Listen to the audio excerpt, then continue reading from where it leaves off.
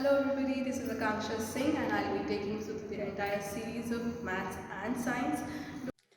Hello friends, today we're going to do rational numbers. Now, what are rational numbers? All numbers which can be represented in a form of P upon Q, right? In numerator and denominator form. All those numbers are rational numbers. Let's have a look on all those numbers. Now, see here, the definition says all the numbers which can be represented in the form of P upon Q, where P and Q are integers. Remember, Q should not be equal to 0. It should be greater than 0 or less than 0, but should not be equal to 0, right? So all those numbers that can be represented on the form of P upon Q are rational numbers where Q is not equal to 0 are called rational numbers. Let's have some idle questions that are asked on rational numbers. The very basic question that is asked on rational number is to compare two rational numbers, whether the first one is bigger or whether the second one is smaller, or the first one is smaller or the second one is bigger, right? Let's have a look on the question. So the question says compare a 9 upon 5 and 11 upon 66. Now, what you're supposed to do is to find out whether 9 upon 15 is bigger or 11 upon 6 is bigger. You first need to find out the LCM of the numbers that are in the form of Q, right? So 15 and 6, I am asking you to find out the LCM of 15 and 6.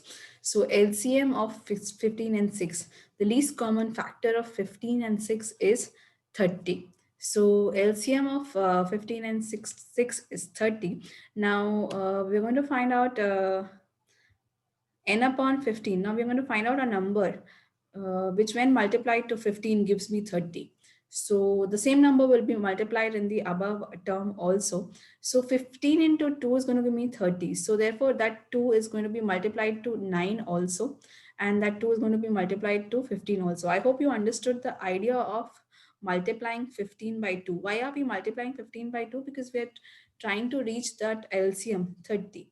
So 15 into 2 is going to give me 30. Therefore, 2 will be multiplied in the above term also, which will give me 18. Okay, so moving ahead to 11 upon 6. Now, what to multiply to 6 to get 30? Now, when you multiply 6 by 5, it gives me 30. Similarly, 5 will be multiplied in the above term also, which is 55 upon 30. Now it is easy to find out which number is bigger when the lower parts are same, when the Q part is same. So when the Q part is same, you have to only watch the above part. Now in the above part, 55 is bigger. Therefore, 11 by 6 is going to be bigger than the 9 by 5, 15 number, right? So this is how you find out the comparison between the two rational numbers. So the first step is to find out the LCM. The second is to step is to do the lower part as equal to the LCM, and the same multiplicand is going to be multiplied to the upper part also. So both numerator and denominators are going to be multiplied by the same number to just reach the lower part's LCM value. Okay. Let's move to the second type of questions that are asked in on the basis of rational number. Very often I've seen that they ask what is the absolute value of a rational number. So it's not necessary that a rational number should be a positive number. It can be a negative number also. When they say find out an absolute value of the rational number, it's actually finding out the value of rational number without any sign. So let's see. So generally an absolute sign is going to be this sign. The parallel lines are the absolute lines between which the value of the rational number will be there. So 65 upon 24 minus 24. We're supposed to find out the absolute value because this symbol represents absolute value, the side symbols.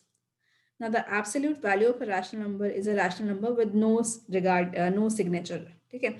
So 65 upon minus 24 is the absolute value of 65 upon minus 24 is 65 upon 24. Right, so this is how you find out absolute value of a rational number, right? So this is the technique of finding out absolute values. Moving ahead to the next question. Now, next question is finding rational numbers between two rational numbers. So when you're given two rational numbers and you're supposed to find out uh, the numbers between those two rational numbers, how are you going to do that? Let's see a question. Now we're going to find out four rational numbers between 1 upon 6 and 1 upon 3. So let us assume that those four numbers are Q1, Q2, Q3, and Q4. Now, let them be the four numbers between 1 upon 6 and 1 upon 3. Now, between 1 upon 6 and 1 upon 3. Now, let's assume Q1 is the first number. How are you going to do it? You are going to multiply by 1 by 2 to all those terms. And since the end and the first term we know, so end and the first term is 1 by 6 and the end term is 1 by 3.